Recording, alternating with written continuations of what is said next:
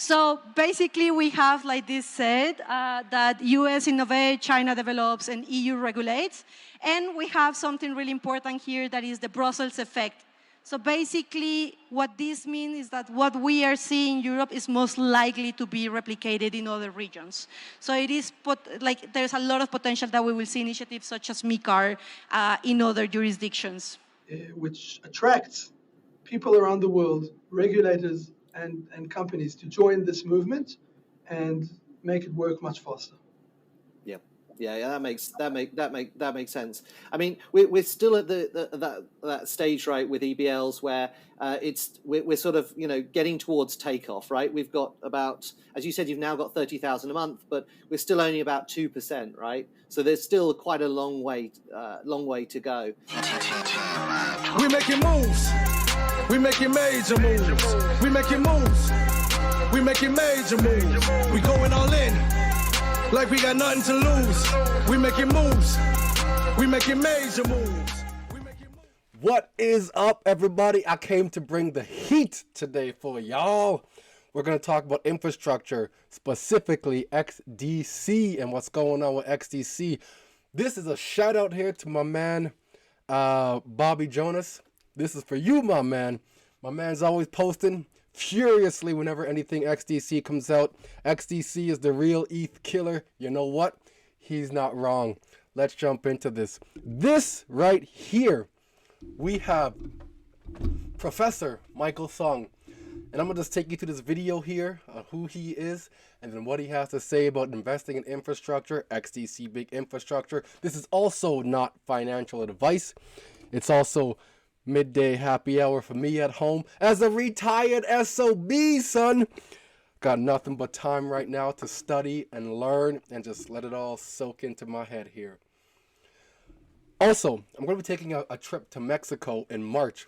If any of you guys are familiar with any of the platforms to, digital wallets to hold digital pesos, please let me know. The Lobster wallet does that. I could go to a MoneyGram and cash out, but where I'm going in Tulum, Mexico, there is no MoneyGram, so I'd have to book a car and go and travel and all that. Can I use the Lobster to tap? I don't think I can. So if you guys have any wallets for Mexico that I can use to tap my phone, as opposed to needing a Visa, preloaded Visa, or to convert peso, my Canadian currency into pesos, I want to be able to do this on chain. I want to be able to utilize this stuff from now, right? We are digital nomads. Let's do this shit. All right, Michael Song, let's jump into this. So the last topic, we only have a few minutes. What is your advice to investors? And I'm not talking about trading or doing short-term ICOs. For every $100 of, let's say, our reader or our audience of money to invest, let's say on a 10-year basis, how should they play this blockchain, DeFi, digital finance space? How would you advise them to invest? It's a broad question. I'm just curious. How would they allocate that $100?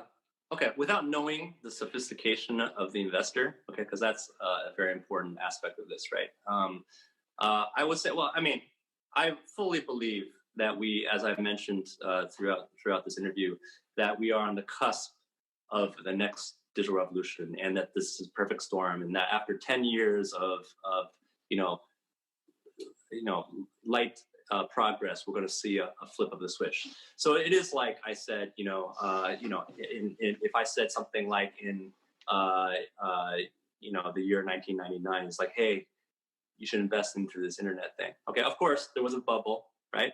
But bear in mind, after the dot-com bubble, that's when eBay and Amazon and Google came about, right? Yep. So I think the short-term cycles aside, the long-term perspectives of investing into the next digital revolution is where it's at, as opposed to, say, traditional investments, right? Traditional investments will give you your sort of linear return or whatever it is in the best cases. The non-linear alpha, the real quantum jumps of return will come by investing in the digital disruption. Okay, so that's point number one.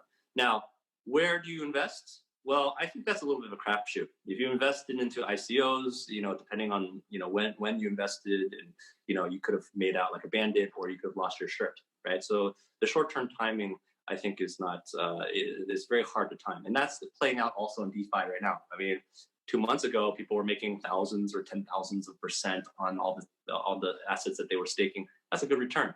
But that's just dropped in the last couple of weeks, in half, basically, in some cases. So I think timing the market is very difficult. I will say that, again, that as a proxy for this, at the moment, okay, Bitcoin ain't bad. If you look at the historical perspective, I think somebody did this study. If you bought Bitcoin in 97% of the time periods, basically outside that little strip, like with the run up to the 20,000, you made a positive return. And in most of that time period, that return, I've seen charts where it compared Bitcoin with basically every other asset class, right? You have asset classes making 5%, 2%, 5%, 10%. It's all in the low double-digit percentage ranges, in the extreme. Got it. And then you got Bitcoin with 2 or 3 extra zeros on the return, right? 1,000, 10,000%. So I think the long-term dynamics, again, short of a catastrophic breach in trust of the entire system of Bitcoin, the dynamics are such that Bitcoin is poised to be a very appreciating asset over time. Because it's computationally limited to 21 million Bitcoin, because institutional adoption of crypto in general hasn't even yet begun really in earnest, and already you see that uptick. So I think as a proxy, if you're a very unsophisticated investor, I would not advise you to invest into DeFi or these things, because it's just too messy. I don't even play in that space. I'd love to. I'm a business model innovation specialist. I run a fintech research center. I'm very interested in that space academically, and also from the standpoint of business, to see how we can take that business model innovation and do a more institutional grade thing. Okay, so I'm pretty in there, right? But I would be very uncomfortable trying to figure out which protocol to invest in, and betting on the backgrounds of the people who are running those protocols, in a transparent and professional way. So I don't know if I would do that, but I would bet on the industry, meaning infrastructure in the industry, right? So I mean, this is old saying, of course, that everybody heard. In any sort of gold rush, it's not the people who speculate, it's the people who make the picks and shovels in the original gold rush, right? Sure. The people who build the infrastructure. In the first generation, those were exchanges, right? Centralized exchanges. What's the next generation? It's the people who make the stable coins, the people who make the liquidity backends, the custodial platforms, the digital wallets, the cross-border payment rails, the digital identity. This fundamental infrastructure, I think, is poised for success. And you see that playing out, right? Now this is a story all about how my life got flipped, turned upside down. And I'd like to take a minute, so just sit right there. I'll tell you how I became the prince of a town called Bel Air. Woohoo! Invest in infrastructure, my man is talking about. Y'all heard it. We had gone through extensively on this platform the ETDA, Electronic Trade Document Act, which is in accordance with the ICC, which is now being rolled out with the group, the G7 group known as the MLETR Accord. Essentially, it's the group they've formed, the MLETR, and that is in being utilized on the XDC platform. Not necessarily just the XDC platform, but XDC is definitely involved in that. So let's go through this. All right. So this is a Lloyd Bank document. I don't mean Lloyd Bank, the rapper. He got nothing to do with this. This here, triggering innovation, how smart contracts bring policies to life. Smart contracts. So the study, this study analyzes one technology, smart contracts, that translate written contracts into computer code. that issuers could use to improve efficiency and add value to customers. Smart contracts are pieces of computer code that are designed to start carrying out tasks automatically in response to external triggers. So the items being shipped or the shipping elements now had left this port or this shipping location, say Canada Post or the US shipping postal agency, whatever that is, or Australia or wherever. Now it's on the truck going to its point of wherever that next point is. Contracts happen from you to this post office, from this post office to this vessel here that's now moving that. And there needs to be one evidence of truth in that bill of lading, known as a BL, bill of lading. Since the holder of the original bill of lading holds title to the goods, the bill of lading is typically generated as per instructions by the shipper, who is typically also the seller of the goods. The original bill of lading is typically handed back to the shipper as receipt and transportation contract to move the cargo. Upon receipt of the bill of lading, the shipper, who is typically the seller, can then prove to the buyer, who often is also the consignee, that the goods are en route, which in many cases is when the buyer wires funds for the goods to the seller. Upon receipt of payment from the buyer, the seller then forwards the original bill of lading to the buyer, who must present it to the carrier at destination to get their goods. Much like if you hand your coat ticket to your partner to pick up your coat from the coat check before you leave the club.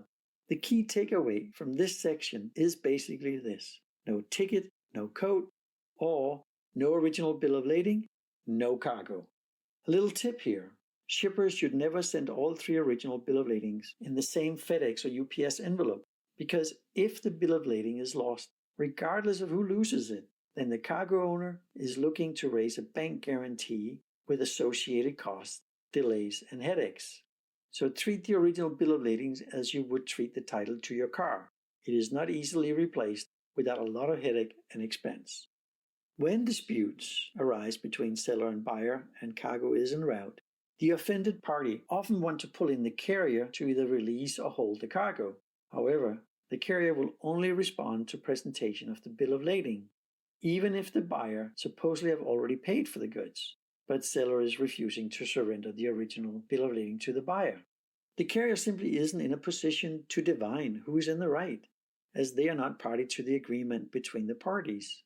So the carrier will always refer buyer and seller to seek legal counsel and, if necessary, resolve their disputes in court. But now for this, it's now known as an EBL, Electronic Bill of Lading, okay?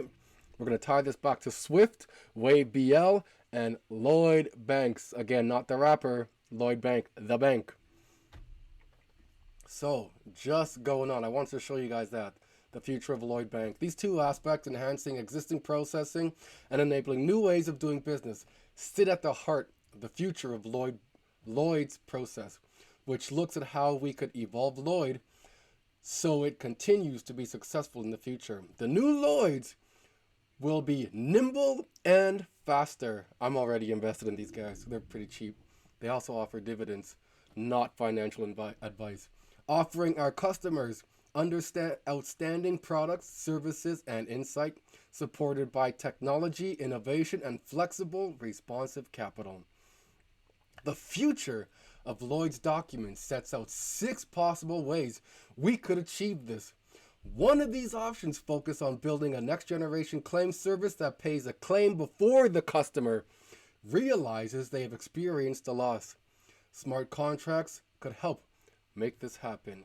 You don't say. So, Lloyd Banks and Enigio.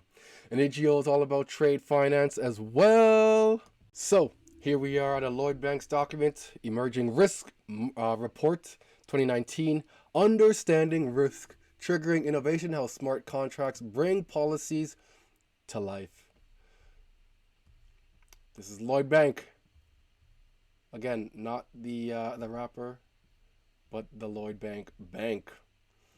This study analysis analyzes one technology, just one, smart contracts, that translate written contracts into computer code that insurers could use to improve efficiency and add value to customers. No doubt. No dude boot it. I guess as you would say, Canadians say. Not one Canadian says that. Garbage. Smart contracts are a piece of computer code that are designed to start carrying out tasks automatically in response to external triggers. External triggers. What would an external trigger look like? You walk up to the post office. I want to mail this. I have this in an envelope. I put this in the post office. It's now in the post office. Post office person grabs this, does what they gotta do to file it, puts it onto the truck now. The truck now has gone off to go and deliver that. Contract. 2 contracts that happened there at one time now. Me issuing this mail to the post office. I have a postal stamp on there. Issuing it to the post office. Contract between Mr. Man and the post office. Post office has now a contract between post office and postal service to deliver in a vehicle of their own, post truck, to wherever that needs to go at this point. Whether that's a service that organizes and sorts and whatever the mail to the next vessel, whether that be ship, air, land. Another contract is triggered. So all these different things are triggered. That's a triggering mechanism, and there has to be one point of truth.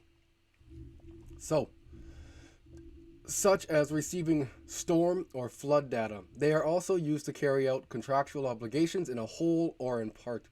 A simple contract might be coded in its entirety. A more complex contract would use smart contracts to carry out just some of the obligation. Let's look into Lloyd Banks. So the future of Lloyd Banks. These 2 aspects, enhancing existing processing and enabling new ways of doing business, sit at the heart of the future of Lloyd process, which looks at how we could evolve Lloyd's so it continues to be successful in the future. The new Lloyd's, hear that? The new Lloyd's. I am invested in this new Lloyd's, not financial advice. They are pretty cheap right now. So here we are with the Lloyd Bank chart. Lloyd's banking group here. This is the 4-hour chart here. You can see that wild fluctuation on a downswing here and then working their way up. So it looks like, let's switch it up here to a longer, let's go to a day. You can see they're just accumulating is all they've been doing. There we go. There we go.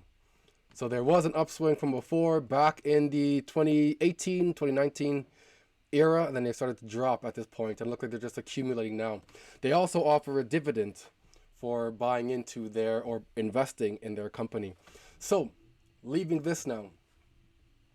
The new Lloyd's will be nimble and faster, offering our customers outstanding product, service, and insight, supported by technology, innovation, and flexible, responsive capital.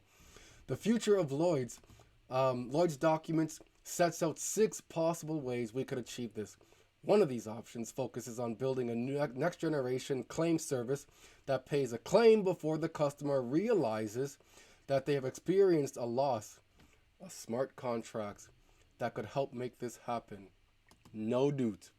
No do to boot it. Isn't that what people say, Canadians say? I don't say that garbage. Lloyd Banks and Anigio launched new trade digitalization partnership. As we're here on the trade finance website now, where is Lloyd? I say Lloyd, I meant where is Anigio? Jeez, where am I? So CargoX and Anigio collaborate with Lloyd Bank and ICC. I've already shown you ICC, how they're connected with XDC, the Zinfin network, for the C4 DTI to create blockchain interoperability for electronic trade documents. Electronic trade documents. In September 30th, 2023, we had seen the implementation. I documented this of the ETDA, Electronic Trade Documents Act 2023. That came into power. And now we have here, right, the trade finance periodic table. These are the companies you individuals should be looking at. I'm not saying to invest in these people. I'm just saying these are the people I'm looking at now when it comes to trade finance. All right. Expect news to be coming out. That's what I'm saying. So here we go. Lloyd Banks and Anigio launched new trade digitalization partnership. So I know y'all need proof. I get that. I'm Mr. Man and I always provide my proof. So here we are.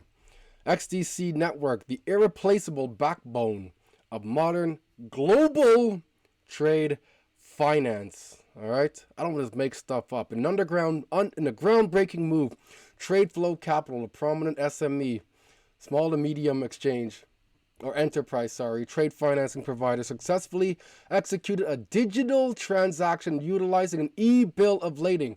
I told you, EBL, electronic bill of lading, raising liquidity against a 7-day shipment duration.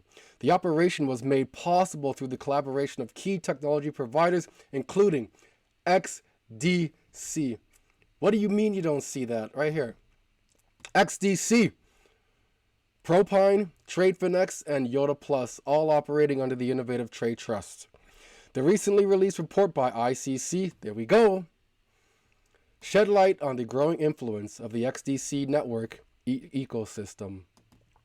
Just to further my point, ICC, International Chamber of Commerce, we have the WTO, the World Trade Organization, Citigroup, Trade Finance Global recognizes XinFin, XDC's network potential in trade finance. Right? XDC, that's what's up. That is what's up. XDC is legitimately the real ETH killer. No doubt about that one. Read that. Done with that. Anigio partnership. Let's continue this now. So now you see, I'm not just making stuff up here, okay? Long-term partnership will expand the use of Anigio's blockchain-powered trace or original technology in digital trade documentation and trade finance products. Partnership allows Lloyd Banks and Anigio's involvement in the UK's first digital promissory note and digital bill of exchange transaction. By the way, I must make it known, XRP also offers up liquidity in terms of trade financing itself, right on the WTO's website, right? Not my words. Just to further my point, here we are on the Trade Finance Global. I didn't mean to say WTO, I meant to say Trade Finance.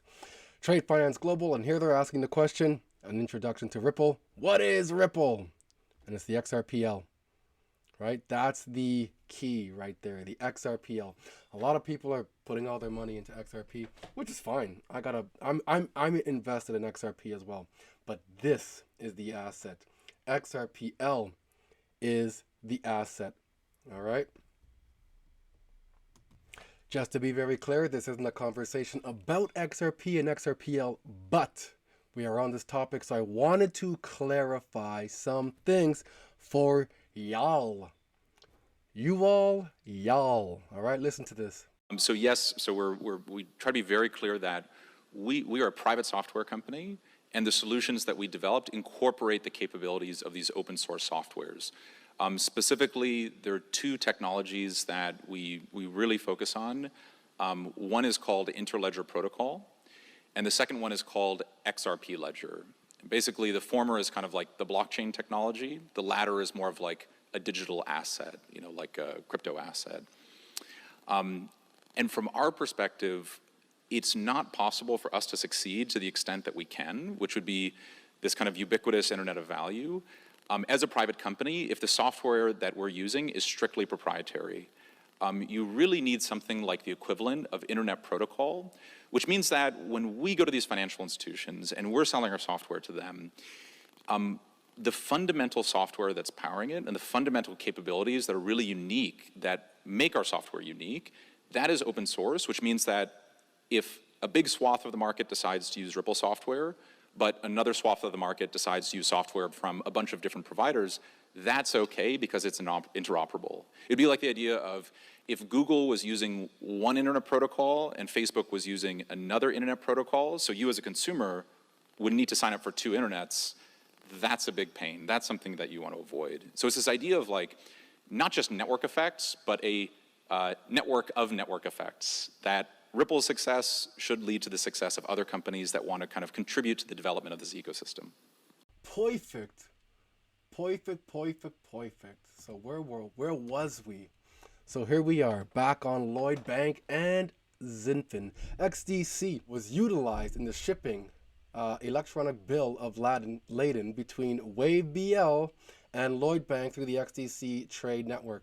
This innovative approach facilitated the conversion of paper bills of lading to electronic bills of lading, or the EBLs, using platforms like Trade Trust and DocuTrade, with safekeeping by a MAS, Monetary Authority of Singapore, regulated custodian in Singapore.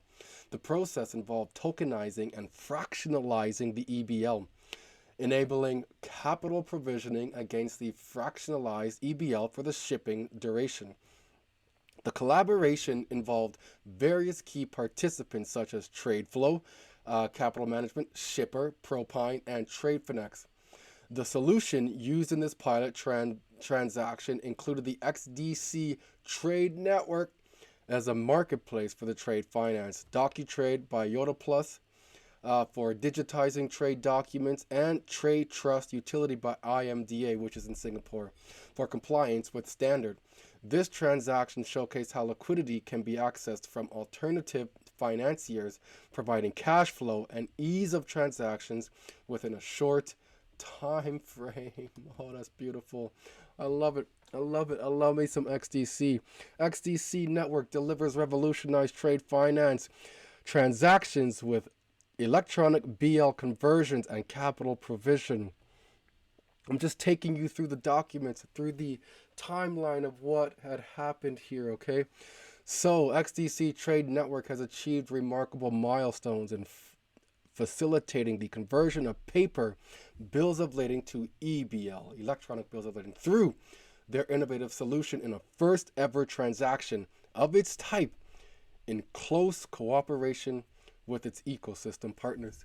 Alongside this accomplishment, XDC has also provided essential capital to support the trade transaction. Working in collaboration with their ecosystem partners, XDC Network has successfully delivered the following groundbreaking technical and trade financing achievements: converting a paper BL, bill of lading, to EBL, electronic bill of lading, on Trade Trust using DocuTrade and Safekeep with MAS, regulated custodian in Singapore. And here's the flow they have, okay? There's the flow. I'm not going to go through that. So this is the first transaction over XDC Network, which shows how liquidity can be availed from an alternative financier by tokenizing a real-world asset. A real-world asset, all right? Man, I don't know. It just gets better and better and better. So now here we are with WayBL. Lloyd Banks forges UK's first trade digitalization partnership with Lloyd Banks. February 26, 2024. Today is the 28th. Lloyd Banks has become the first UK bank to join WayBL electronic trade documentation platform. Lloyd Banks has become the first UK bank to join the WayBL electronic trade documentation platform, unlocking new trade efficiency and sustainability benefits for its clients by using EBLs, electronic bills of lading. Bills of lading are a critical document in international trade. They are issued by a courier when a seller dispatches goods to an end customer, and act as a receipt for the goods being shipped. Once payment or agreement to pay at a future date for the good is received, the bill of lading is released to the buyer so they can claim the product on arrival. The vast majority of bill of ladings are currently in paper form. Through this new partnership, Lloyd Bank clients will now be able to securely and seamlessly transfer fully digital blockchain-based EBLs between organizations on the WayBL network, which boasts members in 136 countries and includes 4 of the world's 10 largest container shipping carriers. Let's fucking do this shit. Let's do this shit. Here we got an interview with Nick Carrageen of Swift. Basically, yes, and as I said before, the interesting thing. There we go. Of WayBL. These guys are jumping ahead of my... They must not know that Mr. Man is talking here. Anyways, let's jump into this, all right? Misunderstood, right? But the bill of lading is really kind of critical to the whole thing. So can you just help explain for the audience why they're so important in trade transactions? All right, so the bill of lading is a statutory document. It's hundreds of years old, and the carrier of the goods is obligated to produce it to the shipper, setting the terms of the shipment and stating the explicit name of both the shipper and the intended consignee. It's a document of title, and as such, it has a possessory nature. Okay. That facilitates the transfer of rights from the original shipper to the lawful holder by using a chain of endorsements, signatures on its back that would be called a negotiable bill of lading in that case. And it's, so to say, a smart contract, which was invented ages ago, before electricity existed. And it serves as the key to the goods in the port of destination, and it's required to be presented in an original form. In financial transaction, it serves as a collateral, and it provides the ability to its holder to easily dispose the goods while they're still in transit and just sell them to someone else. Right. So the original smart contract, then, if you could say it. But I think that's the thing, and as I've got more familiar with the trade world, I think that's the key thing to understand is it confers ownership, right? If you have the bill of lading, you have the title to the goods, right? And that's I think that's critically important when we then think about digitizing things, because it's not just like you can create a PDF or something, right? It's not that simple. You've actually got a document here that represents the title. And so the question is then, how do you then convert that into an electronic form? Obviously, electronic bills of lading have emerged as an important solution for digitizing trade. And Boaz, the research from McKinsey indicates that EBL adoption could lead to cost savings of something like £6.5 billion a year for the industry. So taking this challenge of converting a document of title, what's then an EBL? How does it work? And what role do trade platforms like Wave play in exchanging them? Okay, so now that we understood the basic of what's a BL, then let's talk about what's an electronic BL. So an EBL is intended to be the exact manifestation of a paper bill of lading, only in an electronic format, and it could exist only in the digital world. To create a bill of lading or electronic bill of lading, we start with the moment of issuance at the carrier or the freight forwarder, where the carrier electronically signs the same file used to print out while digitally identifying the shipper and the consignee to facilitate the rights of either party to surrender the bill of lading and demands for the goods. The carrier would expect to receive back the EBL with the lawful signature of the ultimate title holder, maybe the consignee or some kind of endorsee across the chain, requesting surrender, and accept it, and this is the most important thing, knowing he received the original file and he won't be challenged by receiving the exact same file a few minutes later by a different party claiming to be the lawful title holder. So there's a uniqueness aspect here then, Boaz, right? It could still be a PDF, but it has to be controlled by one party at a time. The only way to achieve this requirement of uniqueness could be by using a reliable, trusted ledger or registry that would track the possession of the document, and that the basic core functionality is provided. Such as XDC, baby! That's what I'm talking about. That thing, what's that thing trading at right now? Let's take a quick look at this. I don't know what to say. This is beautiful. XDC infrastructure, as we heard from Michael Sung earlier, infrastructure is one of the best things to invest in right now. XDC Zinfin network infrastructure is sitting around 4 cents. 4 mother-sucking cents. Man, look at this. Well, ain't this a bitch? Ain't this a bitch? Let's get back to our previously scheduled program. By an EBL platform, the control tracking. Right. So so basically, WaveBL and other trade platforms are tracking who actually lawfully owns that or has that EBL at any point in time. So to ensure that there is not duplication, you can't have people coming out with say I've got 3 EBLs, who owns the cargo, that kind of piece, right? Exactly.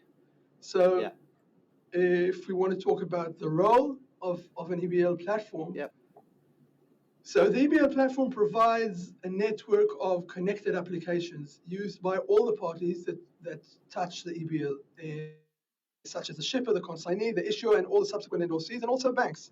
All these digitally identify themselves, all these parties on this platform, and they are later on identified on the EBLs. And these identifiers are used between the different parties to transfer their rights between each other and see that the signatures are correct. The identification scheme, together with the use of the ledger, is what makes the EBL platform have the ability to assert to the issuer when he is presented an EBL with a surrender request that such request is a lawful one, Right. and the EBL is genuine and haven't been compromised across its travel. The fact WaveBL is used and has API connectivity with major carriers, freight forwarders, and corporates around the world is why I tend to see it as a document liquidity provider, liquidity provider for documents, allowing each user to onboard and enjoy the network existing connectivity, and therefore easiness of issuance and future EBL disposing to third parties which pop up, during your commercial business life. That's in a nutshell the role of the EBL platform. Got it. Is it just me? It can't just be just me. Is it just me? Does anybody else get hyped when you hear things like this? It's like, I swear to you, it's like I'm watching a ball game right now. Back in my younger years, I'd be watching a ball game and it's like, oh, Jordan just did what? And you're like, oh, snap, son. Now I hear things like this in regards to investment and it's like, oh, snap. He didn't just say that, did he? Let me just rewind. Bring that back, my selector. Bring that back. Wild. So this is part of the conversation where it gets deep, real deep. Stay with me, y'all, folks. Stay with me. Innovative technical and legal solutions are leading to a stage that EBLs are becoming more and more accessible. And now we're close to seeing the banks really starting to accept electronic presentations. As you heard last week, maybe about another bank who announced it's going to start accepting EBLs on Wave, Lloyds Bank, which has really forefronted in the world of innovation and looking for new solutions. And if there are EBLs in the market and your customers are using them, then you should look at a way how you can accept them. And that's what we're going to see more and more, and that's going to increase adoption. Great. And congratulations, by the way, on the announcement between Wave and Lloyds. Another step forward, right, in this digital journey. Maybe we could just talk a little bit about interoperability, because there's also a challenge around interoperability between the players. Wave is one of the sort of the accredited platforms, but there are others too. So how do you see that interoperability holding back adoption today? So cross-platform interoperability is something that sometimes is perceived as holding back adoption. The goal is to provide EBL access to 100% of companies, around the world using the different platforms. The reality is today that 99.9% of the companies around the world don't operate on any platform. So it's not the lack of interoperability, it's just the lack of accessibility. We will definitely reach the stage, especially with negotiable bills of lading, where the liquidity is very important and significant, and the fact that your counterparts have access to any kind of EBL you have, that interoperability will be very much required. And luckily, we're all working on that. All the platforms, approved platforms, led by DCSA, and the involvement of SWIFT2 in between, and BIMCO and other significant players in the market are pushing towards having this solution. And we just have to remember, whoever's listening to us, that in the end of the day, you will still have to join a service provider. Yes. So even if in an interoperable world, you will want to join at least one service provider to have access to the entire world. So you have to start thinking of that today, and especially if you're going to integrate the software in 2 or 3 years from now, it's a thought for now. Yeah, absolutely, and we see it very much in the same way as with our recent proof of concept that we've been doing. It's about actually reducing the opportunity cost here, right? Because this is where it gets really, really deep. Listen to this SWIFT partnership here, all right? Again, I'm not just talking out of my butthole here. I bring you guys facts and evidence. Listen to this from Nick Carrageen himself. Others and to others on other platforms, and Swift has a long history of connecting institutions across the globe. Last year, we obviously conducted a proof of concept to enable EBL interoperability across our networks. We partnered with 4 of the trade platform providers, including Wave.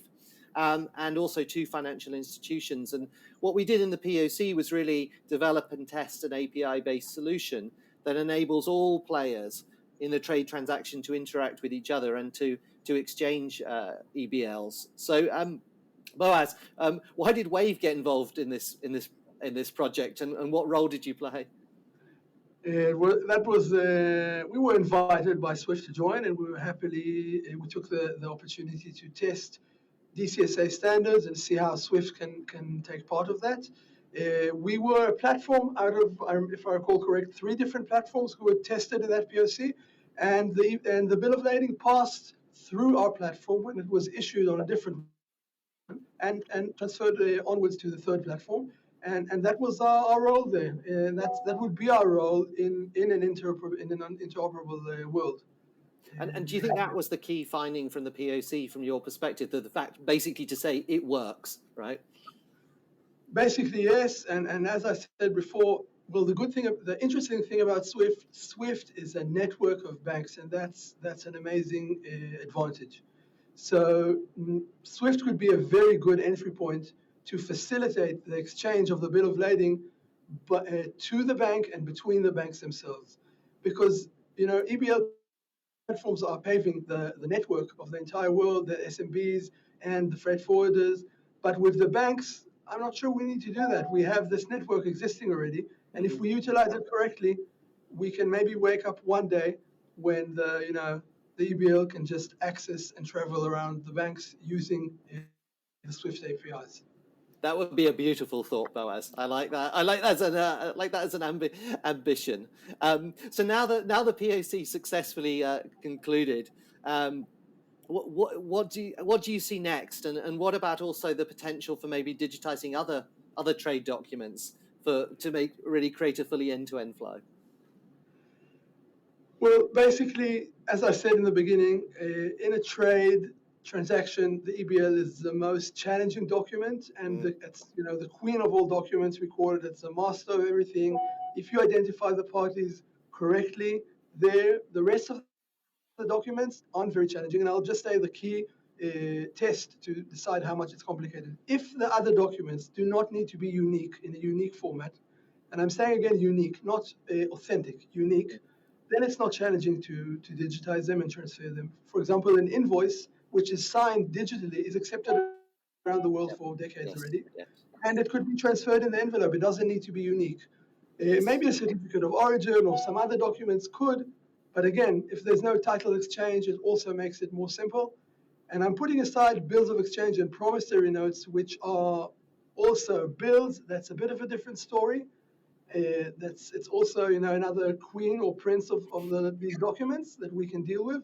But in most transactions, they don't exist, and we can have a full documentary set presented once the EBL is there quite easily today. So in some ways, we've done the difficult bit first. So all I gotta say is XDC for the win, baby. XDC for the win. There you have it. Look at this all-time high up here of around 8 cents. Was that the all-time high? No, that was not. There's another all-time high.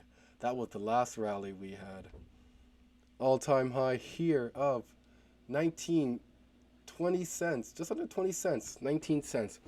Imagine that now.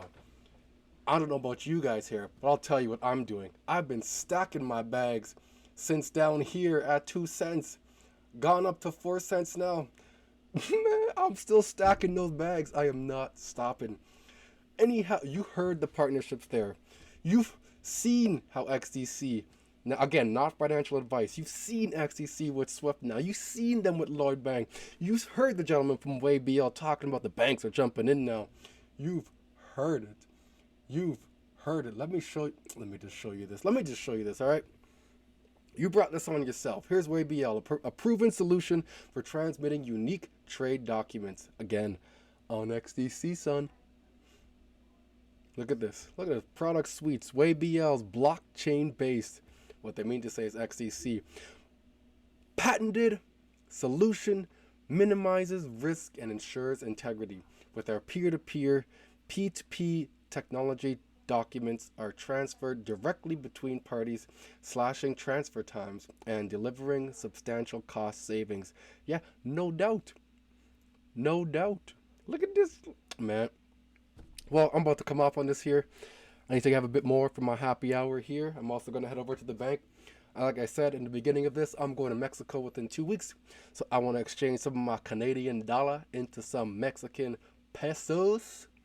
Again, if any of you guys have any information on how the best way to do this on-chain is, the way that I know would be through Lobster. I can transfer that into pesos using XLM, convert XLM into pesos, XLM go to the MoneyGram, and then pull that out. But then that would have to be on USDC itself as opposed to pesos. But I'm looking for something like a wallet I can use to just tappity tap tap while I'm there. Make it easier because I want to try on-chain purchases using the pesos right on chain. Let me know, leave a comment for me, guys. I hope you guys found value in this. See you on the next one. We making moves. We making major moves. We making moves.